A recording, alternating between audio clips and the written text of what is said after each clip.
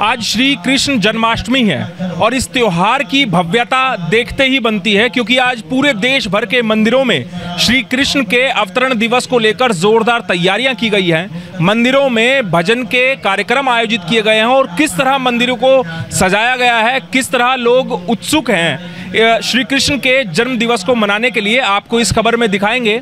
और अखिल भारतीय मंदिर परिषद के राष्ट्रीय महासचिव से भी बात करेंगे कि आखिरकार क्या महत्व है श्री कृष्ण जन्माष्टमी का। नमस्कार, मैं हूं सुनील यादव और आप देख रहे हैं गुरुग्राम न्यूज। आप सभी देशवासियों को गुरुग्राम न्यूज की पूरी टीम की तरफ से श्री कृष्ण जन्माष्टमी की ढेर सारी शुभकामनाएं। इस खबर की शुरुआत करते हैं। श्री कृष्ण जन्माष्टमी है आज, और केवल देश भर में नहीं बल्कि हमारे गुरुग्राम में भी अलग अलग मंदिरों में आज खास तैयारियां की गई हैं। शाम के समय में भजन संध्या होगी और उस दौरान हजारों श्रद्धालु मंदिरों में जाकर श्री कृष्ण के अवतरण दिवस को मनाने के लिए जुटेंगे।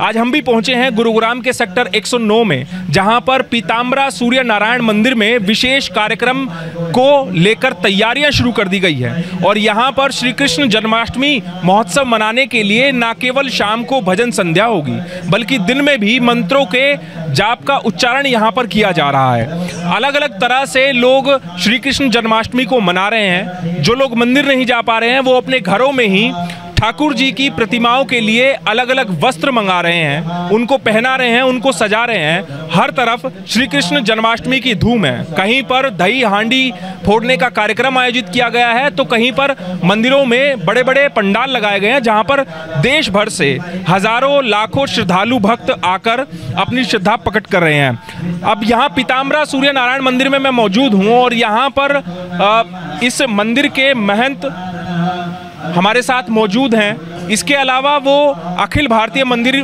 परिषद के राष्ट्रीय महासचिव भी हैं। महंत जी, सबसे पहले यही जानना चाहेंगे कि श्री कृष्ण जन्माष्टमी का क्या महत्व है, और आप थोड़ा सा इधर आ जाइए, क्या महत्व है श्री कृष्ण जन्माष्टमी का और लोगों को किस तरह आज के दिन श्री कृष्ण जन्माष्टमी मनानी चाहिए?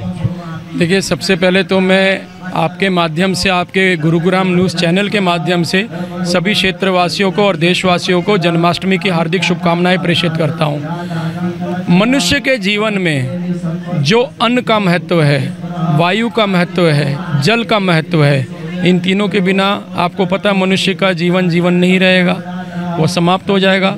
वही महत्व सनातनियों के लिए श्री कृष्ण जन्माष्टमी का है।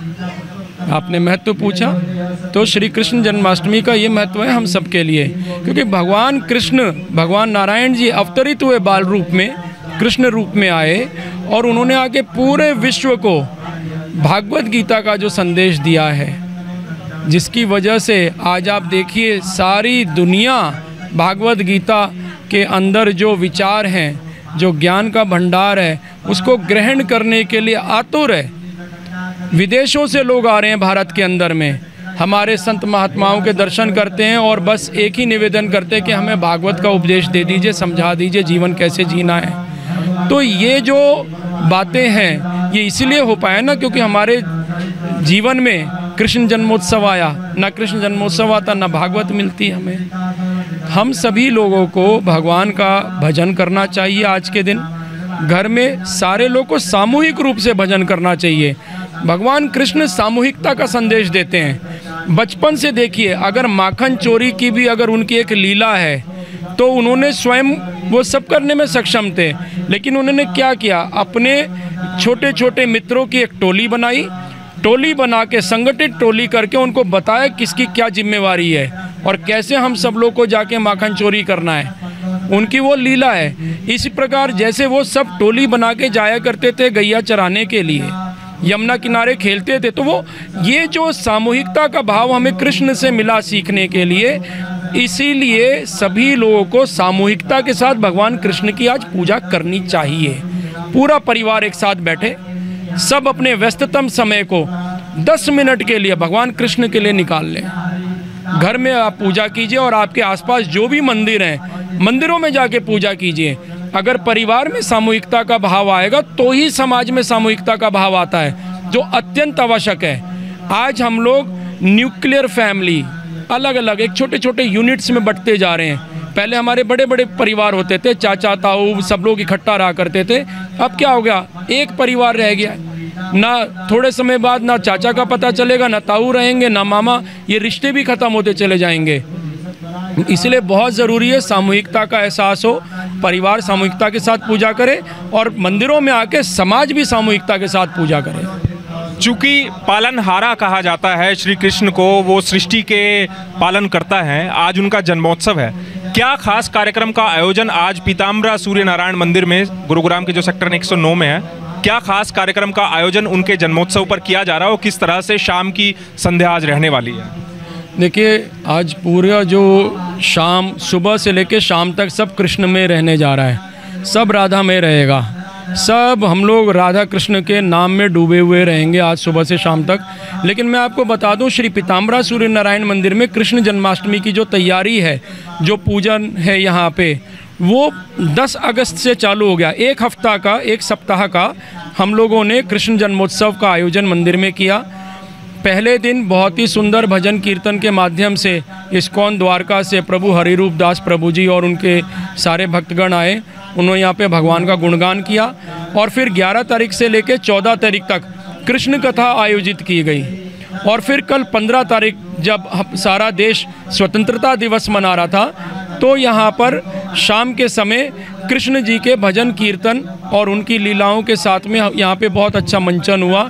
और आज प्रातःकाल मंदिर में पहले भगवान कृष्ण का अभिषेक हुआ है, पूजा अर्चन हुआ, और उसके बाद अभी आप देख रहे होंगे, आप सुन भी पा रहे होंगे, यहाँ पे जो हमारे मंदिर के विद्वान ब्राह्मण हैं, वो लोग बैठ के विष्णु सहस्त्रनाम पाठ का पाठ कर रहे हैं। और शाम के समय 6 बजे से फिर भजन कीर्तन का सिलसिला चालू होगा, ये मध्य रात्रि तक चलेगा।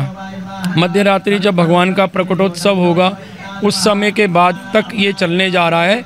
और फिर उस समय महाआरती के साथ में जितने भी भक्त यहाँ उपस्थित होंगे, सभी को महाप्रसाद का वितरण किया जाएगा।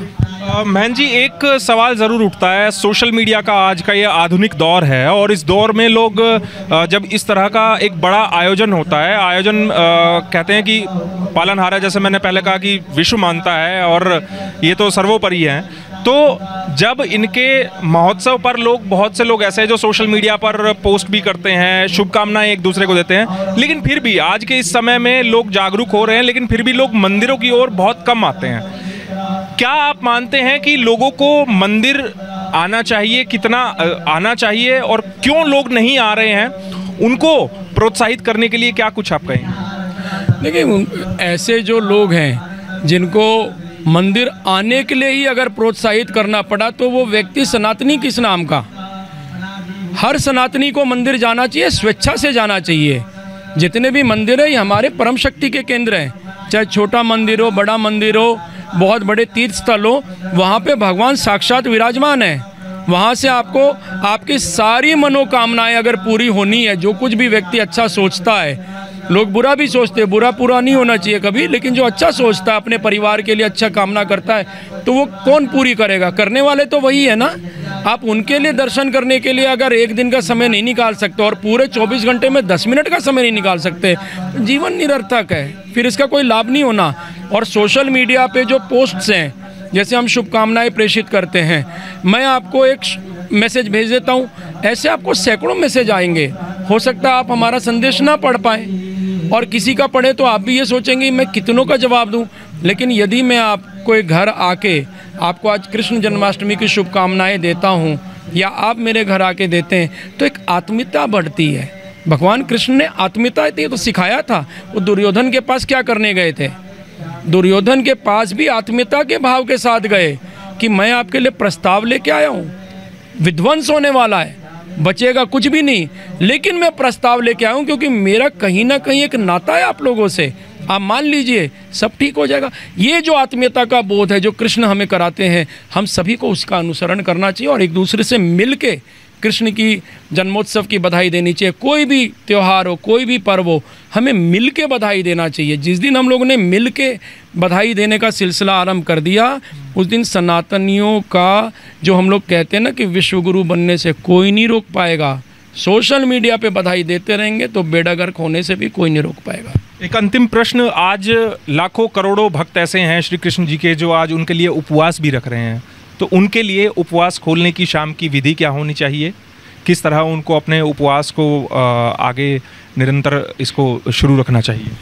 देखिए, पूरे दिन जो भी व्यक्ति उपवास रखते हैं उनके मन में श्रद्धा है, भगवान का गुणगान करते हुए वो पूरे दिन भगवान का नाम लें, हरि नाम संकीर्तन करें, जितना उनसे हो सके उतना ज़रूर करें और प्रयास करें कि सुबह से लेकर शाम तक वो लोग भगवान का गुणगान करें, परिवार के अन्य लोगों के साथ बैठें और जब शाम को रात्रि को मध्य रात्रि को जब भगवान का जन्मोत्सव होता है तो भगवान को भोग अर्पित करके ही वो प्रसाद ग्रहण करें। पहले उनको भगवान का ही प्रसाद ग्रहण करना है, फिर वो अपना वस्त्र खोलते हैं। बहुत बहुत शुक्रिया हमसे बात करने के लिए और आपको भी श्री कृष्ण जन्माष्टमी की ढेर सारी शुभकामनाएं हमारी तरफ से। बहुत बहुत शुक्रिया आपको और आपकी पूरी मीडिया टीम को। आप लोग यहाँ पर आए और सभी को आपके माध्यम से एक बार फिर से जन्माष्टमी की शुभकामनाएं। चलिए, तो आज श्री कृष्ण जन्माष्टमी है और ऐसे में लाखों करोड़ों भक्त मंदिरों में भी जाएंगे और ऐसे में महंत जी ने कहा है कि ना केवल मंदिरों में बल्कि आज के दिन जब ऐसे खास अवसर इस धरती पर आपके सामने हैं तो आपको ऐसे में भगवान का स्मरण भी करना चाहिए, उनके भजन भी अपने परिवार के साथ बैठकर ज़रूर करने चाहिए। इस खबर के बारे में आप हमें अपनी राय कमेंट करके ज़रूर दीजिएगा, साथ ही साथ आप इस खबर को ज़रूर शेयर कीजिएगा ताकि सभी लोगों तक सही जानकारी सही समय पर पहुंच पाए। मेरे सहयोगी मोनू के साथ मैं सुनील यादव, गुरुग्राम न्यूज़।